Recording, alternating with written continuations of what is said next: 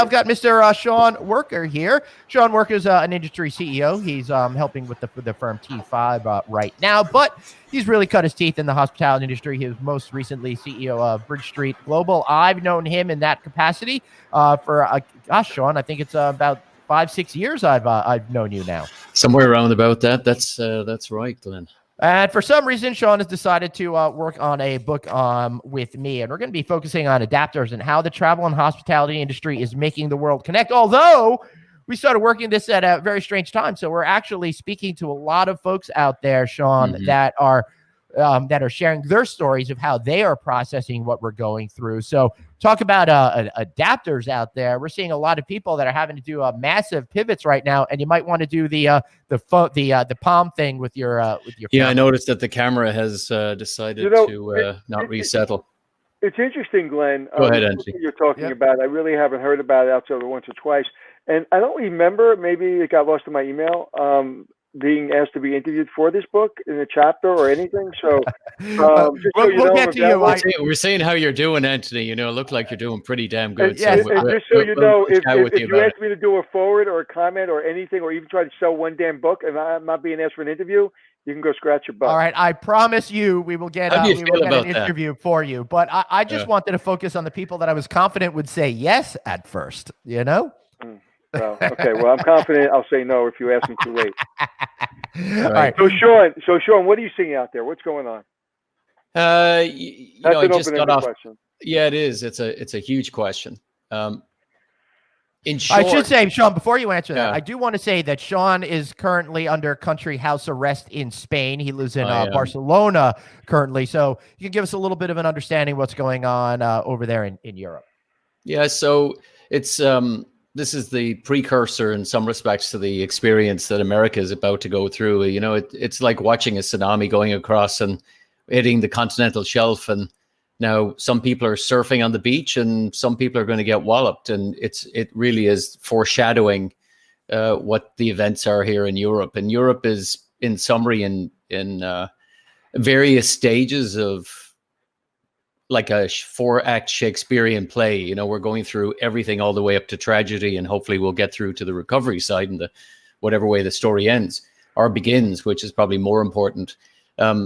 The story and the telling that everybody's hearing is true. You know, I mean, the borders are closed, the businesses have stopped, and, you know, in short, that is foreshadowing what will occur in the US more than likely. Some countries have done it well and some countries are struggling. And I think that's an equally good metaphor for how businesses are also reacting. Some are on their business continuity plans and firmly implanted in it, and others got flat-footed on it and are now reacting as opposed to responding with a sensible approach to this. How do you see the overall business community here in the hospitality industry responding to what's going on? You've been paying very close attention. You know, as always, the hospitality community is predictable. We're a lovable lot and have a high degree of empathy, and it's a service basis of a offering. So you naturally ask the question, how can I help you? And that it then extends into how you help the community. And I think an important anchor of how we are thinking about this problem is how to begin to understand how you maximize the exit. And that's been a good community member in the best way you can, even with cash flow issues and the burden that leaders have to balance keeping the business alive and well, and equally surviving to the other side and taking the best people with you along the ride. You know, this is a unprecedented level of pressure across multiple economies at multiple levels that in modern history we haven't seen. So this is a test of leadership. Yeah, it certainly is a test of leadership, and we're all being tested in ways that we never expected. I'm amazed that so many different companies that are typically competitors are coming together and trying to find solutions that they could each implement in their own respective businesses. You know, without sounding a little flippant, misery loves company, and you're sensible when, you know, make a competitor a friend and get through that together, because you need a competitor in order to have a marketplace, and a marketplace needs customers. And if we can all band together and get the right message out at the right time, that's going to bring customers back. And more importantly, that's going to instill confidence. There is a point where confidence and consistency has to come back into the marketplace. And our industry is equally the canary in the coal mine, but more importantly, can instill confidence. Where does that confidence come from, Sean? I was in a virtual dinner last night with a horizontal group of thinkers that are everything from venture capital guys to VCs to law firms, just a whole spectrum. We actually had this dialogue. And I think one of the biggest challenges we're all facing for the next, 30, 60 days or so is actually defining what problem we actually have. Because it's still rolling itself out. The markets are reacting to that. And that's one, until we have some clarity of what we're dealing with, it's hard to deal with it. So everybody is kind of dealing what's in front of you in some respects, which is what I heard Cindy talk about. I think that's perfectly said. Perfectly said. And I think if people look at it that way, I think we'll get through this quicker. I think if we're trying to plan, or again, we can do some planning, but exactly what you said, we don't really know what the problems are. Forget about 60 days, six months, because the really problems we need to be solving are problems from 6 months from now. And we don't know what those are going to be. So just deal with what's in front of you and deal with it in a thorough way. And I think, put one foot in front of the other, as they say. And then, in 6 months, we'll be able to solve problems 6 months from now, from then. So I think you're exactly right. Right. That is sure. Clarity equals confidence, right, Sean? Yeah. And it's in order to define the problem, your problem is so localized. The problem in Italy is very different than if it was in Milan versus Rome. It's very different in Chicago than it is in New York. But what is common through it is we need the leadership that right now is political to maintain calm and confidence. Then the markets will respect that. Then the next phase will, I think the piece that I think is always interesting, as bad as things are, is kind of listen to the pundits on CNBC and the other channels today. It was kind of like a shock to them that, today was the first day of a new quarter and we're back to talking about quarters. Why are we talking about quarters? This is ridiculous. This is a historic problem. And it's not going to be measured by quarters. It's going to be measured by hours and the number of people that are affected by this. Then it's going to go into maybe a couple of days, then a week, and then 2 weeks. 2 weeks from now is going to be dramatically different with the data on what this problem is than it is going to be a quarter from now. We need to get, the old Chinese proverb is you cross a stream or a river one stone at a time, but you will get the other side, and we will get the other side of this. And we need that confidence from all the political leaders that they also need to unite, like the hospitality industry does, right? And I think that's critical. In a sensible way. That's critical. I mean, again, coming from a military background, coming back from military, I said that's critical because coming from a military background, I mean, you never saw your leaders sweat. I mean, if they were stressed out, you never knew it. You never knew which side of the political spectrum they were on. You don't know who they supported, who they didn't support. I didn't care. All I want is information, even bad information, even tragic information. Yep. Just tell me the truth. And I'm a news guy, so I went from listening to news all the time to the last 6 days that I have a freeze on news outside of the things I really need to know. And I have a friend that sends me news stories, and I got many last night. I was like, done. I'm done. Like, I asked you not to send them to me because I'm not getting information. I'm getting people's opinions. I don't want people's opinions. I want information.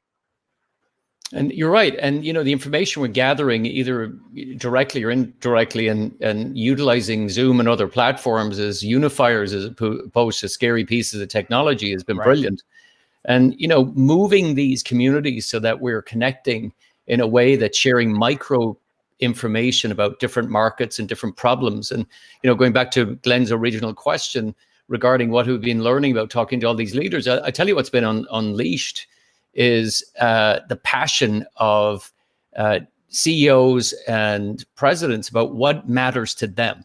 Everything from how they can change their businesses and take this as an opportunity. Some were talking passionately. We won't talk about who they are because they'll be revealed. But they're, talking about human trafficking. They're talking about the importance of community-based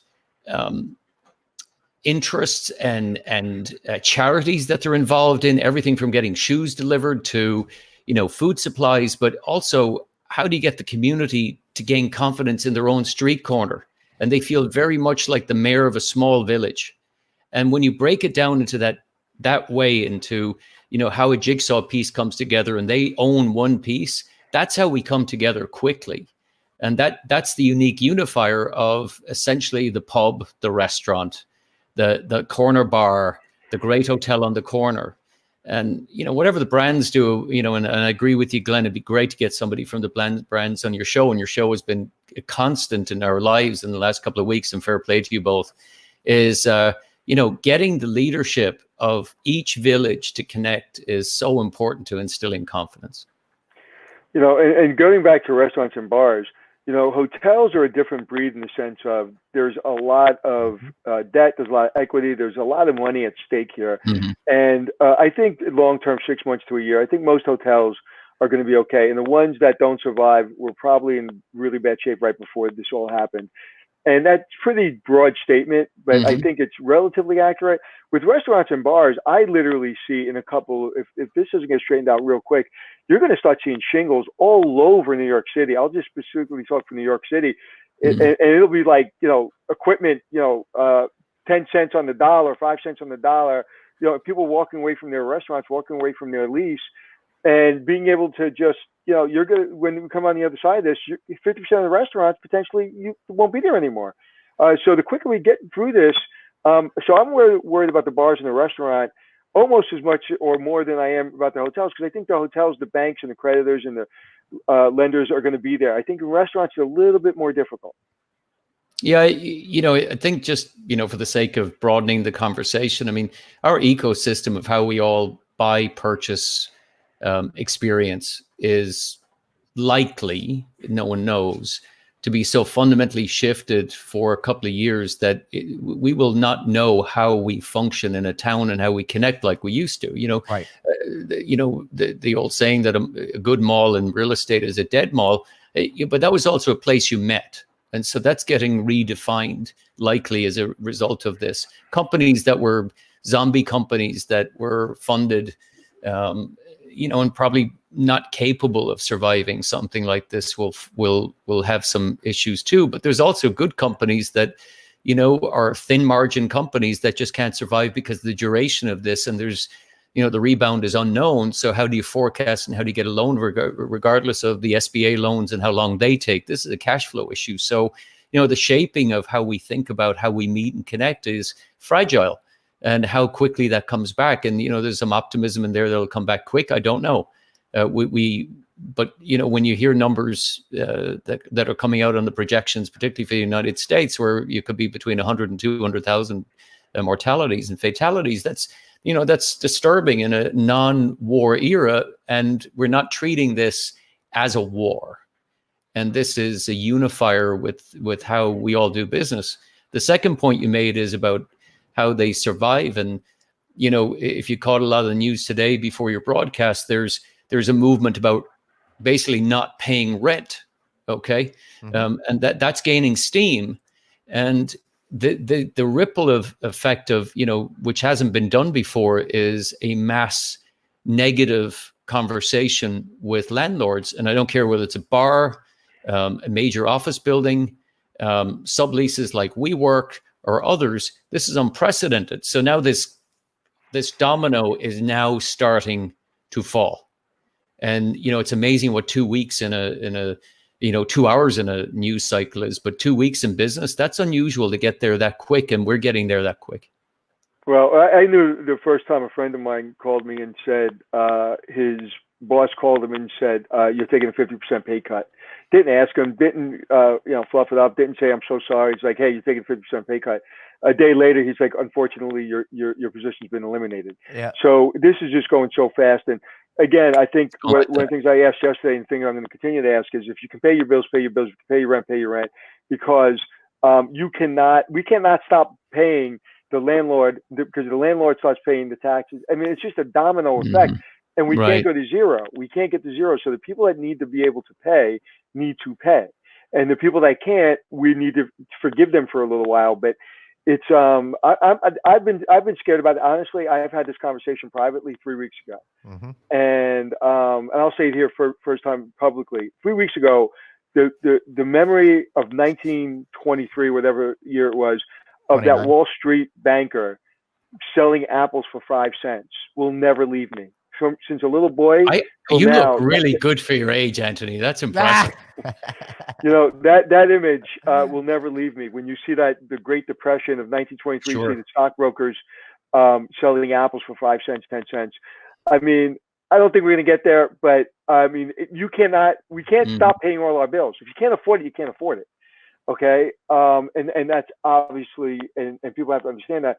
But if we have a complete act of everyone saying we're not paying rent, I think the devastation of that we won't recover from for many, many years. Yeah, it's probably just going back to your comment about, and with being in the military, reminds me of when Eisenhower was asked what is leadership, and he responded in his calm way and said persuasion, conciliation, education, patience.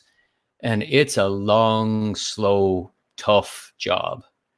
And, to your point about the cascade effect here, having the conversation with lenders, having the conversation in an authentic, practical way with teammates that you want to come back, your family, your extended family, the people that are in your ecosystem is super important. So you just don't drop this moratorium on their back. We're all linked in a very basic way to do commerce and then to feed our families, to put our kids through school. And my heart goes out to parents with kids they're having in homeschool and everything else. I have 3 kids in college right now. 3 kids in college. I guess you're lucky, so which is great. But, having that respect for how the chain works is the only way that we can pull together to get into a true north, whatever that true north is. Because that quote you talk about, I'm sorry, Glenn, 1 second. I apologize. The quote you talk about is the things that he said, patience, it all comes down to, because if you pull that through, it equals trust. A leader can only lead by trust. So a leader is in a position of leadership. That doesn't mean he's a leader. Okay. I've said many times where if you're in war, okay, and if a leader isn't coming home, it's probably not because of the enemy. Okay. So a leader, all those things that he said, it comes down to trust. If you trust your leader, you'll be willing to take whatever. If I can't feed my family, but I trust that you're going to take care of me in a week or two, I'll figure it out. And that's what it comes down to. And right now, it's all about trust. If I might add, just one other point is about reputation. How each person gets through this and how they treat the chain, that reputation is going to be with us for the rest of our life as we're in business. And, having that trust and reputation entwined in authentic truth. And, I think there wasn't anything more authentic than, reference it earlier in the broadcast about, Arne Sorensen. And that's it's as good as it gets, in being him. And, hopefully we all can learn from that in the context of whatever problem we're trying to handle right now.